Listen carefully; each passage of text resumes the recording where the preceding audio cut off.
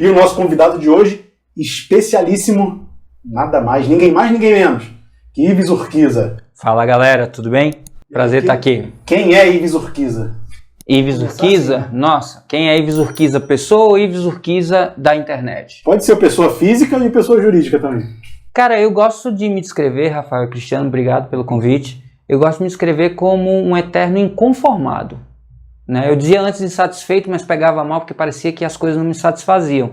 Mas na verdade eu me sinto como um inconformado, porque a cada experiência que eu tenho conclusiva de algo, eu penso qual é o próximo passo, qual é o próximo degrau, o que é que eu posso alcançar. E foi isso que fez o engenheiro virar professor, o professor virar youtuber, o youtuber virar um comunicador. E quais serão os próximos passos? Já pegando o gatilho dessa tua fala do engenheiro virar professor, é que eu sei, as histórias do Ives são fantásticas, né? Eu queria que tu contasse pro pessoal como você decidiu se tornar professor. Por que você deixou de ser engenheiro para se tornar professor? Eu posso primeiro contar por que é que eu virei engenheiro? Fica a tua... Eu não sei quantos que estão nos assistindo hoje são do Nordeste, mas a minha família é uma família de interior do Nordeste e uma família de classe média enxerida. Enxerido no Nordeste é aquele pessoal que paga as contas e sobra uma besteira para gastar com coisas fúteis.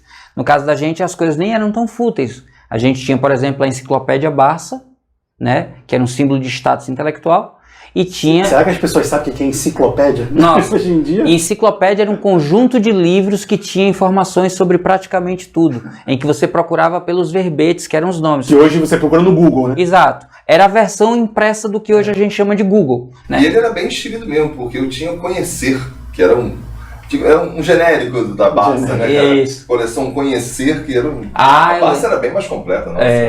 E eu, por conta do amor, isso é outra história que eu conto depois, pelo amor a uma professora, foi quando eu com 8 anos comecei a ler a Barça. Depois eu conto sobre isso. Vamos voltar. Mas, exato. Como é que eu me descobri professor? Primeiro como é que eu fui parar na engenharia. Por ser uma família de classe média estruturada, só tinha 3 profissões para minha família, que eram profissões que davam o status que a família queria. Eu era o garoto que fazia operação matemática de cabeça. Então, desde pequeno, eu era um engenheiro. Minha irmã batia boca na escola, advogada. E a mais nova costurava boneca, médica cirurgiã. Então, para a família estava tudo definido. Só que tem mais um detalhe no meu caso. Eu era o primeiro primo da minha geração que seria engenheiro. Eu e uma prima da mesma idade, que fizemos vestibular na mesma época. E aí eu tenho uma tia que era casada com um engenheiro muito bem sucedido no início da década de 90. O Rafael sabe, então eu vou perguntar para você, Cristiano. Não. Onde é que um engenheiro muito bem sucedido trabalharia no início da década de 90? Em obras, em construções, talvez, sei lá, construção de estradas, alguma coisa do tipo. Meu tio desenvolvia componentes eletrônicos para ônibus espaciais na NASA. Nossa senhora! Tá muito além. Eu chutei mal pra cacete. Cara, chutou igual os atacantes do Botafogo. Cara, eu pergunto isso e ninguém nunca nem me imagina, não né? Dá pra imaginar. Minha tia brasileira foi morar nos Estados Unidos e conheceu meu tio lá, ele era americano. E aí esse tio, quando soube dos 2 engenheiros, eu e minha prima, veio nos conhecer. E aí eu lembro de uma conversa num português bem ruim dele, alguma coisa do tipo: meu sobrinha linda, estuda bem engenharia, aprimora tua inglês, que a titia consegue um pica na NASA. Aí eu disse: tio, baixa essa mão aí que vai ficar mal essa história, né? Então, imagina, um adolescente com 18 anos, um tio dizendo que vai conseguir um bico na NASA. Ele foi professor da UCLA, né, que é a Universidade de Los Angeles. Então ele tinha amigos que poderiam me ajudar no mestrado e doutorado. Então minha carreira estava construída. Tinha nenhuma dúvida em ser engenheiro. Só que o destino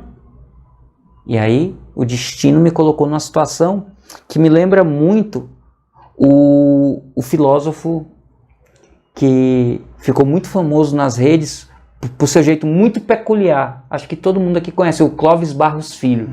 Clóvis Barros Filho fala que a vida dele foi uma vida muito ruim até os 13 anos de idade, quando ele deu uma palestra dentro da aula e se descobriu, onde ele estava num lugar que era o único lugar que fazia sentido dele estar. Bom, eu tive uma sensação muito parecida com essa, e quando eu escutei isso eu me identifiquei muito. Eu era um nerd padrão vulcano, não sei se faz sentido isso para vocês. O nerd, para quem não é da era de Star Trek, isso, vida longa e próspera. Vida longa e próspera. Os vulcanos eram seres que eram criados para serem computadores orgânicos. Eles estudavam tudo sobre tudo. Lógicos. Né? Eram lógicos, não tinham emoção, eles retinham emoção e eles eram máquinas orgânicas. Só que o planeta foi destruído e o único que sobreviveu era filho de um vulcano com uma terráquea, que era Mr. Spock, e ele tinha um pouco de conflito, porque ele tinha um pouco de emoção. Mas quando a gente fala de nerd padrão vulcano, é aquele nerd que lê tudo sobre tudo, tem a memória acima da média, e era eu. E não tinha vida social. Era Barça ambulante, você falou Barça? Exato, eu era uma Barça ambulante. Eu era insuportável. Imagine um adolescente que lia 60 livros por ano, 5 revistas por semana e jornal todos os dias. Você era o chat GPT do Exato. O cara dizia A e eu... Você continuava. Eu queria saber alguma coisa e perguntava pro chat GPT. Isso, inclusive isso dá nome de corte, né? Eu era o chat GPT humano. Pronto. E aí eu fui para o DA, porque disseram que no DA eu ia aprender a socializar. Mero engano, porque enquanto eu estava estudando cálculo, a turma estava jogando dominó, totó, pebolim, tocando violão, fazendo coisa que eu não posso falar, e eu estudando cálculo. Mas eu era o cara da comunicação. Por quê? Porque os professores não gostam de ser interrompidos, mas como era o nerd, o professor respeitava e achava que tinha alguma coisa de valor que eu ia dizer. Mas não, era para avisar de festa, avisar de viagem, essas coisas. Só que teve um dia que tinha que encher um ônibus para levar estudantes para assistir a um jogo. Estudantes de outro lugar? Não, para levar os nossos estudantes de engenharia para um jogo na casa do inimigo. E assim, era uma outra engenharia onde tinha já acontecido episódios de violência física. A turma ia lá e apanhava ou batia. E aí tinha que encher um ônibus. Aqui no Rio isso não acontece. Não acontece. Fluminense, não. Não, pois é. Flamengo e Vasco não existe. E aí o que é que o cara disse, Ives? Vá lá, tenta encher o ônibus da gente, porque aí depois você ganha moral, quem sabe você perde até o BV. BV é Boca Virgem. Pois é. E aí eu fui na primeira sala, o professor estava dando cálculo 1. E aí perguntou se o que ele estava falando eu conseguia explicar na semana seguinte. Eu disse que sim, porque era muito básico, estava ainda nas primeiras definições. Aí ele disse, depois eu liberei a turma toda. Aí eu, bati a cota na primeira sala, enchi o ônibus, fomos, perdemos o jogo, não perdi meu BV, mas voltei para dar a aula, sem qualquer compromisso de ser professor, eu era só um aluno que ia dar uma explicação. Só que é muito nítido, na minha memória, uma estudante que infelizmente eu nunca encontrei nesses 30 anos quase que isso já faz, que estava na sala e ela olhava para a minha explicação. A testa dela, vai ser momento metaforando, né? Ela tava com a testa... O AU5 ela contraiu. O AU não sei o que, pá. Eu sei que ela tava com isso aqui frangido, mais ou menos assim, ela tava... E o que é que eu entendi? Ela tá se esforçando, então ela merece o meu esforço. E aí eu me enchi de entusiasmo. E eu olhava pra ela e ela... Quanto mais eu falava, mais ela frangia a testa. Quanto mais eu falava, mais ela frangia a testa. Até que eu dei o meu último berro, bati o giz no quadro, virei para os aplausos, que não vieram. Mas a testa dela fez assim. E assim, é transformador. Eu olhei aquilo ali acontecer e em mim morreu o engenheiro. Eu disse, é isso que eu quero fazer pro resto da minha vida. Eu quero transformar a vida da pessoa e assistir acontecendo. Pensei que você virar uma metaforando. Não. Eu sou a favor de ciência. Como ele bateu a meta no primeiro dia, se houvesse Herbalife, esse momento ia caminhar, ele ia falar para 2, quer falar para mais 2, tinha ficado milionário. Mas, cara, assim, foi impressionante. Assim, fez tanto sentido aquilo que eu disse, é isso que eu quero pra minha vida. E aí eu saí correndo, cara, para um telefone. É um negócio azul que ficava no canto da parede, que você botava uma moeda em cima e discava, chama orelhão. Eu fazia uso nessa época. Caiu a ficha. Caiu a ficha. E, cara, vamos voltar, década de 90, tá? Família no interior, eu na capital. A gente tinha dia de ligar pra família. E era interior, então era final de semana, porque contava só um pulso. Mas eu liguei, na hora que aconteceu o episódio, eu corri porque eu queria dizer para minha mãe. E eu me lembro de minha mãe chegar quase chorando, porque eu estava gritando do outro lado e minha mãe não tinha entendido o que estava acontecendo. Achou que tinha acontecido alguma coisa pior, né? Não, aconteceu algum problema com ele lá. E eu, mãe, ela disse, meu Deus, filho, o que foi que aconteceu? Mãe, década de 90, tá, pessoal? Por favor, não me cancelem. Mãe, eu me descobri! E aí minha mãe, com todo o amor do mundo, como tô ouvindo ela dizer, ela disse, meu filho, você sabe como é o seu pai. O que é que você descobriu? Aí eu disse, mãe, eu quero ser professor! Mãe, Ela poderia sido melhor outra descoberta pro seu pai.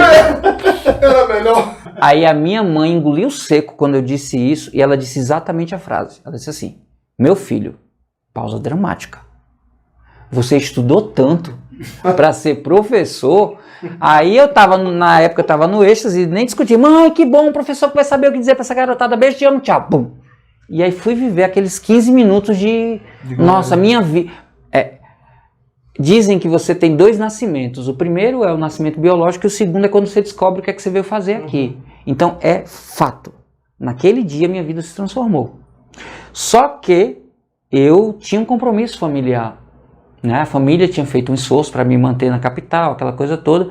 Então, ao invés de abandonar a engenharia, eu tratei de acelerar a engenharia para me livrar disso. E eu lembro que quando eu me formei, aí eu peguei meu diploma, botei umas camadas de vidro bonitinho, uma moldura bacana, embrulhei para presente, botei embaixo do braço, peguei o ônibus da Jotude e passei 4 horas saculejando até chegar no interior, dei para minha mãe, que aos prantos me recebeu, botou na principal sala o diploma, e minha mãe é uma senhorinha que tem bico de papagaio, sabe o que é? Sim. É uma calcificação aqui no pescoço que deixa a pessoa tortinha, e eu acho que em parte eu sou culpado desse bico de papagaio. Porque minha mãe, sempre que alguém chegava em casa, via lá a baça de um lado, a cristaleira do outro, e aquele negócio bonito no meio da sala. E o que é isso? Disse, isso é meu filho, engenheiro, esse é o diploma dele. Nossa, engenheiro trabalha onde? Telebrás, Petrobras. Aí ela toda vez fazia a mesma coisa. Não, ele é professor. Então esse não é professor, não é professor. 15 anos,